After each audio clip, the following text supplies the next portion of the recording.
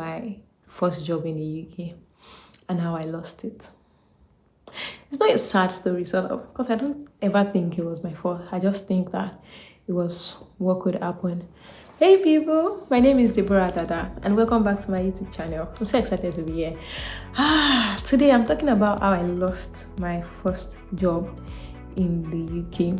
Okay, so before I get started on that entire story, so I started a series here where I'm just sharing things for the whole of November. I want to know whether I am unlucky or I am just lazy. If you want to get the full backstory of this entire journey, you can go to the first video that I made talking about why I am starting this series and the importance of consistency for this story and all of that.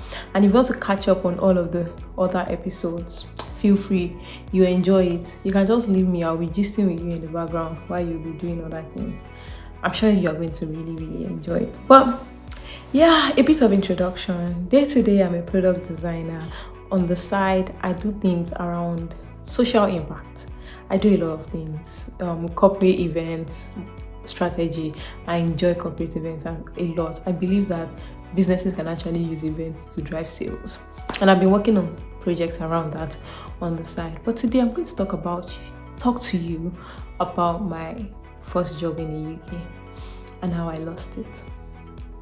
It's not a sad story, sort of, because I don't ever think it was my fault. I just think that it was what could happen.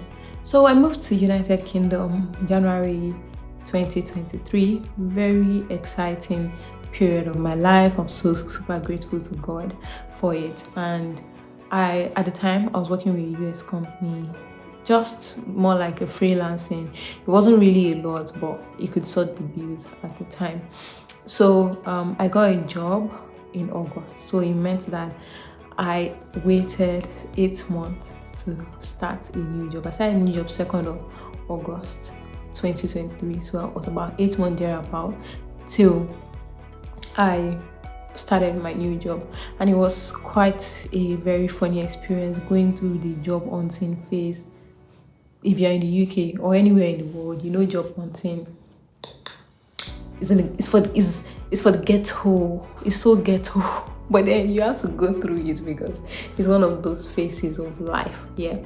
So I job hunted for that period, got a job, resumed my job. Such very amazing. It was a small team. Office was in London. I was commuting to the office once in 2 weeks.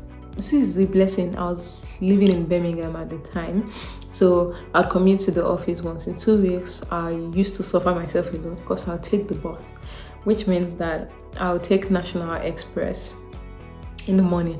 National Express leaves Birmingham around 5 o'clock. So it means that if I want to get myself out of the house, I need to get myself out of the house at 4:30 at the latest. Get myself to the coach station, which means I'm supposed to be awake 3:30 at latest. Because any day I have to go to the office, always very horrible experience. And my friends will just say, why are you not taking the train? Why are you not taking the train? I thought the train was so expensive. I mean, the train is expensive, more expensive than the bus. I feel like for the bus, I would take £12 in London, £24 like that. I'm out. To and fro, a return ticket. But the train was costing like almost 50 quid, which was quite a lot. I mean, I just started earning. I needed to put my savings together, so it didn't make sense as a logical financial decision for me to make, to be honest. And that's why I used to take the bus.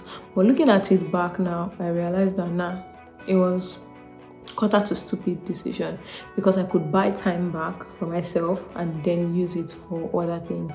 And so much I've been understanding that as you grow in your career, as you go and grow in your career, you have to use money to buy time back so that you can use the time to do other things or invest the time into other things. And understanding that the richer people of this world, they actually use their money to buy time, to be able to invest in other things.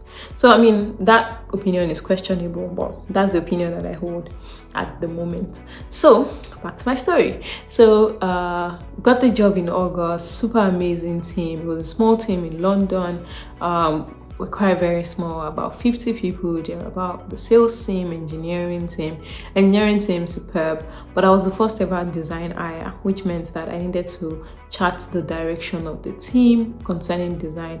I was working with a product manager as well at the time. Super amazing people that I was working with. The product was also a great product. He allowed me to understand the UK ecosystem more, how the work is different to Nigerian products, and the fact that it was a startup. I think one thing that first blew my mind is it was a startup, and if you've ever worked with a startup in Nigeria, it's fire brigade. Every day you are firefighting. Every day, if there's no bug somewhere, there's sales somewhere, there's cashback problem, chargeback, there is always delay. Something is happening. So coming to a same startup environment that there was not that same amount of tension was new for me. So sometimes I would have finished projects, but I was stalling saying that it's done, just so that I can take my time to iterate again, look at it again, just make sure that it's perfect, rather than doing like a rush job and all of that. So it was a good learning curve for me, and I'm super grateful for everybody that I worked with. I know that during business meetings, there were always complaints around the business model of the business and how it's not doing well, how the market is not sustainable in that moment, and how like some tough business decisions and pivoting was being talked about. But it never seemed like it was something that could affect a job. And I also did not think it could ever come for me, because I am the only designer in the team, and you need a designer to ship products. But on a second thought, I feel like I've done product management and I've done business management to a point where I understand that sometimes business survival is beyond the tech product. And that's why you can let go of the tech at any time. As long as we have something that can function to keep the business afloat, then it's a good decision to make. So that's one of the things I understood, and that came to play from that entire situation. That after my role was made redundant, I felt one thinking that wouldn't they need a product designer? But the truth is, the products wouldn't need a product designer if, based on the business model that they would be going for, just to go through that phase of charting a new course for the business or redirecting, you understand, they wouldn't really need me as a product designer. So my role was made redundant. But what pained me, which probably was the best way they thought they could go about it, was my CTO and the engineering manager drove down all the way from London on their respective locations.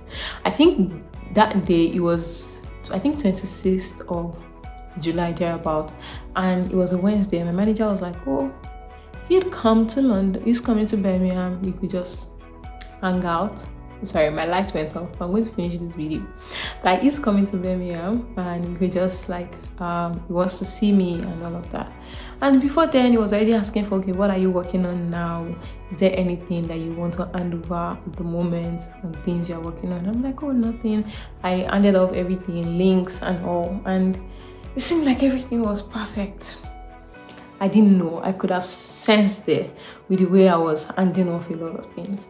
But then he came and he was like, oh, he came with the engineering manager. We were at the coffee shop in Jerry Quarters, and they're like, oh, based on business decisions, they don't think they'll be able to continue the contract and all. But like, so my role has been made redundant and is effective immediately. In that moment, to be honest, I did not have any emotion. I promise you. Emotions were there. I did not feel anything. I just was there and I'm like, okay, I don't have a job now. What am I supposed to be doing? I could not. I was trying to make my head think of something, but to be honest, there was nothing to think about. There was nothing to think about. I just sat there and I was thinking, okay. And then they were like, oh, they'll have to have the laptop and everything. I was like, okay, I need a moment to move some things from the laptop that are my personal stuff. And I was like, oh yeah, fine, that I should take my time. They bought me coffee at the time, which I'm like, oh, do you still want your coffee? I'm like, oh yeah, please, I want my coffee takeaway. I need some time to myself. So the staff there transferred my copy to a takeaway cup, and then I took the laptop and I went home. On my way home, was texting my friends that, God, I just lost my job. I just lost my job. And everybody was like, what happened? And all. It was quite a very sad moment. To be honest, it took a while before I cried.